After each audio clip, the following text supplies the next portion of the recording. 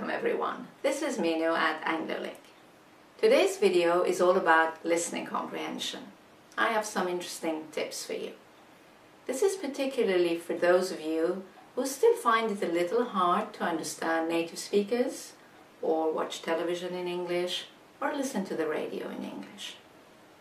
I'll be telling you about some specific aspects of the English sound system and some speech patterns that native speakers use that can make listening in English a little bit of a challenge.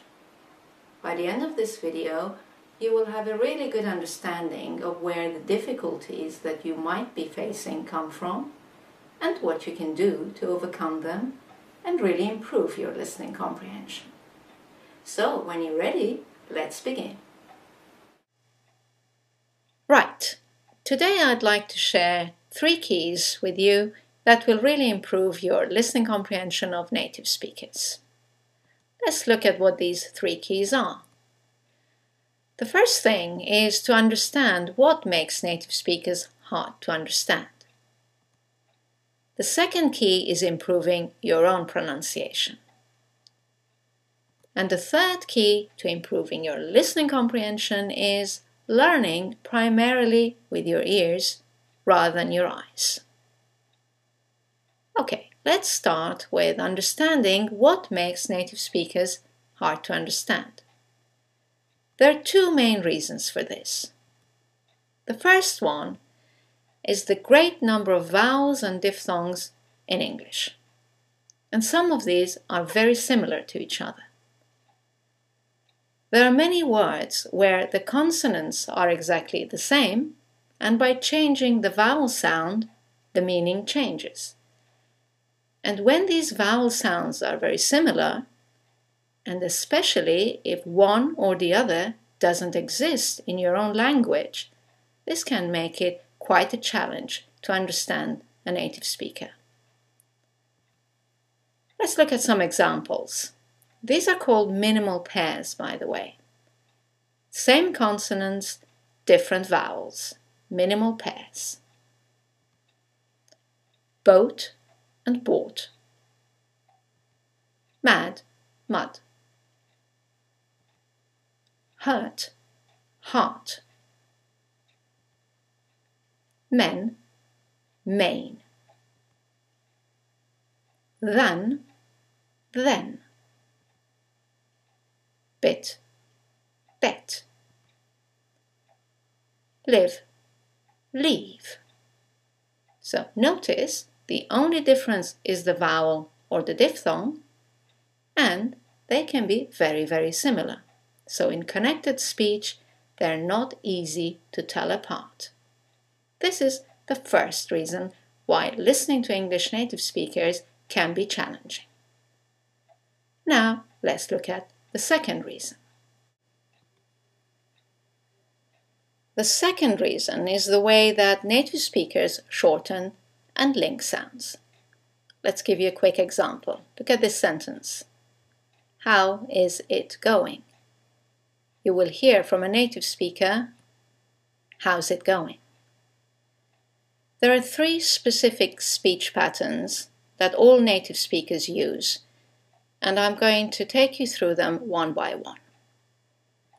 Speech pattern number 1 is contractions, contracted verbs and negatives. You're pretty familiar with these. I'm, he's, they'll, we've, won't, can't, etc. What is important to remember is that native speakers always use these patterns when they speak, except when they want to stress a point. That is why there is a difference in tone and meaning between "Okay, I'll do it" and "I will do it. Nothing can stop me." When we use the contraction, there is no stress on the contracted form, there is no particular emotion. In the other example, when you've used the full form, "I will do it," you want to show determination. So, As using contractions is the norm rather than the exception in spoken English, I would recommend that you try and use them as much as possible yourself. Firstly, you will sound more natural, and secondly, you'll be able to hear them more easily when native speakers use them. Just be careful not to use contractions in formal writing. When you're writing a letter or a report or an article, always keep it to the full form. Keep the contractions for speaking. Moving on to speech pattern number 2. Speech pattern number 2 is called weak forms. Grammatical words such as modal verbs, possessive adjectives, prepositions, etc. are seldom fully pronounced in a sentence. The vowel in them is reduced to a shorter vowel or disappears completely. Let's look at some examples. Here we have the modal verb can. In the sentence, it will sound like can. The vowel disappears. I can ski. Let's look at another example. Possessive adjective my. Very clear in isolation, my. But in the sentence, it sounds, here's my book. You can hardly hear it. And another example, preposition for. In the sentence, the vowel is reduced to f. It's for you. Now, you don't need to use these weak forms at all when you speak, as your message will be even clearer without using them. However, you do need to be aware of them and anticipate them when listening to a native speaker. Let's look at speech pattern 3, which is phonetic links. Generally, any word that starts with a vowel is linked to the previous word, and this makes it hard to hear each word distinctively. Let's look at some examples. He works as an engineer. You've got 3 words that begin with a vowel, as, an, and engineer. In connected speech, they all run into each other. He works as an engineer. Second example. Here you have 4 words that begin with a vowel. Is, interested, in, it. And they all run into each other. She is interested in it. And there is a semi-vowel, y, that links the vowel at the end of she to the vowel at the beginning of is. She is. And our third example, 2 words, one ending with a T, the next one starting with a T, they run into each other, and then 2 words starting with a vowel. An, amazing. Once again, all this section runs into each other. They went to an amazing place. And once again, you have the semi-vowel W that connects the vowels to and an to each other. Once again, you don't necessarily need to use these links when you speak, as your message will be perfectly clear without them. However, you do need to be aware of them and anticipate them when you listen to native speakers. Now, often you get at least 2 of these speech patterns, sometimes even all 3, in a row in a sentence, and that is when you can feel really challenged. Let's look at an example here. He won't accept it from me. You have the contraction, won't. You have 2 words beginning with a vowel, accept and it, and you have the preposition from. So in connected speech, you will hear, he won't accept it from me. At this point, you are probably asking yourself, well, what's the best way to familiarize myself with these speech patterns?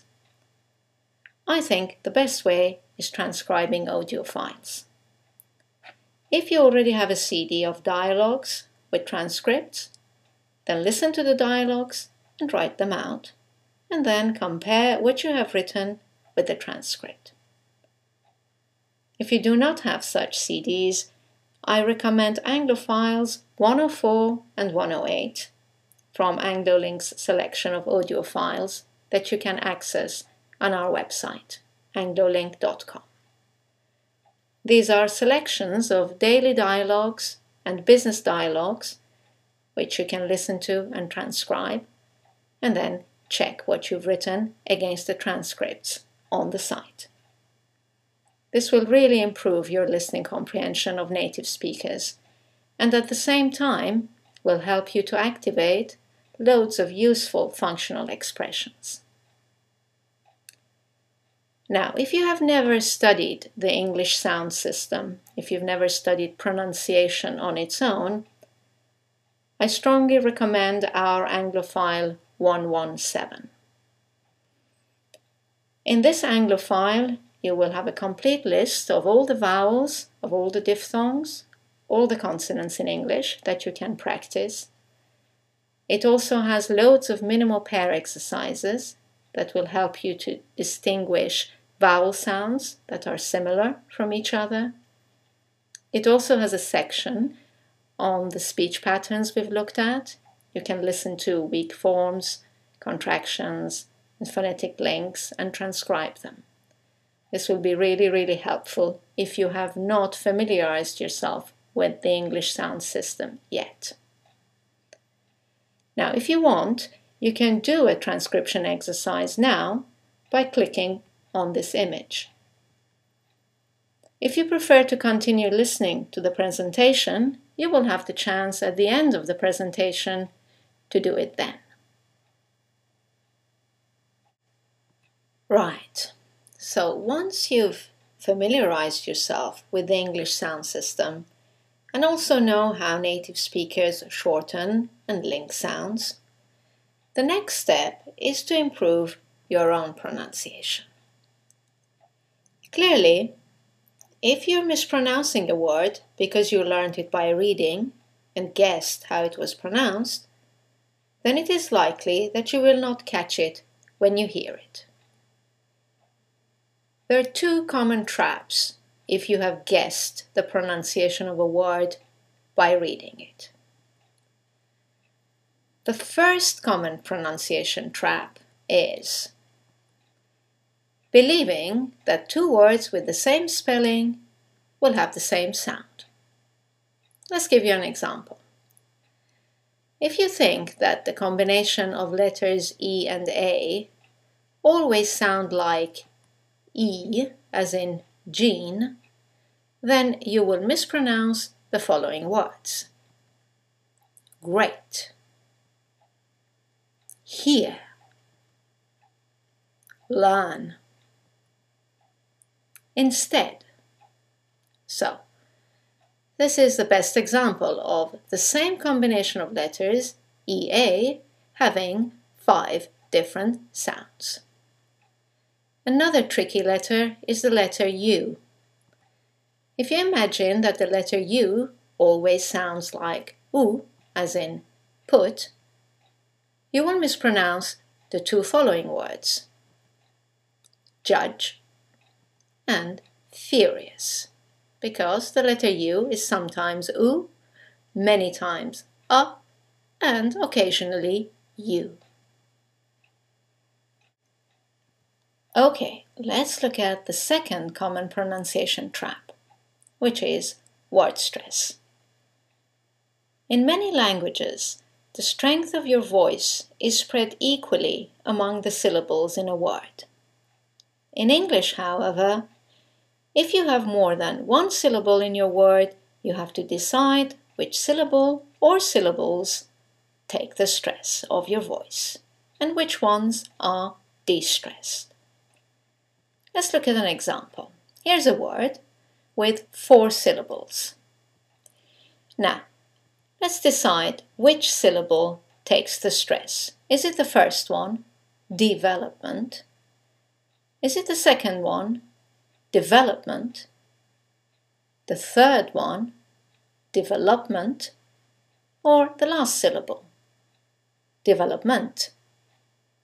In this case, it's the second syllable, development.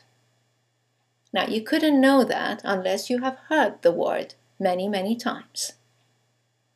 Let's look at the second example. Let's look at these two words. They seem very similar in their spelling, so you would expect them to have the same rhythm, the same music, the same word stress. However, in the first one, it's the second syllable that's stressed, and in the second one, it's the first syllable, and that changes the pronunciation completely. The first word is propose, and the second word is purpose. So what is the conclusion of the examples we've looked at the pronunciation traps we've looked at? Well, the conclusion is that you have to avoid guessing how a word is pronounced. Always check the pronunciation of the words that you're learning. Either ask someone or use a talking dictionary. Talking dictionaries are now widely available on the internet, and you can listen to the word several times, and with some of them you can even record your own voice and compare your pronunciation with the model, which is an excellent exercise. Again, you don't need to be 100% correct in your own pronunciation to be understood. But if you have not heard the correct pronunciation of a word enough times, you risk not catching it when it is spoken by a native speaker in a stream of other words with phonetic links and weak forms surrounding it. So do work on your own pronunciation. It's an important key to improving your listening comprehension. And finally, to the third key to improving your listening comprehension. Learn primarily with your ears rather than your eyes. Now you have a better understanding of why native speakers are not always easy to understand, especially if you have learned your English out of a book. It's for the simple reason that what you see is not what they say. Therefore, the best way to learn new words and expressions is by first hearing them, then seeing them in writing. So here are some final hints on how to use your ears instead of your eyes. Listen to audiobooks rather than read the printed version of the book. Listen to the radio and watch programs and films in English as much as possible. Even if at first you understand very little, this is a great exercise to tune your ears into the sounds, rhythm, and the music of the language. You will be surprised how quickly you will start to hear and understand more and more. If you're using a course book, work more with the accompanying CD than the book itself. And finally, if you're using a word you have learned by reading and have never heard it before, make sure you check the pronunciation. To give you more tools to improve your listening comprehension and pronunciation, we have recorded all the grammar exercises that you have access to on anglolink.com. These are available as audio files, and they ensure that you also learn the correct pronunciation and intonation of the important structures and the useful expressions that we have included in our Anglopedia. Now, if you didn't do the transcription exercise earlier on, this is your chance to do it now. Well, I hope you've enjoyed this video on how to improve your listening comprehension and found all the tips useful. Thank you for watching. I look forward to seeing you in our next video. Bye now.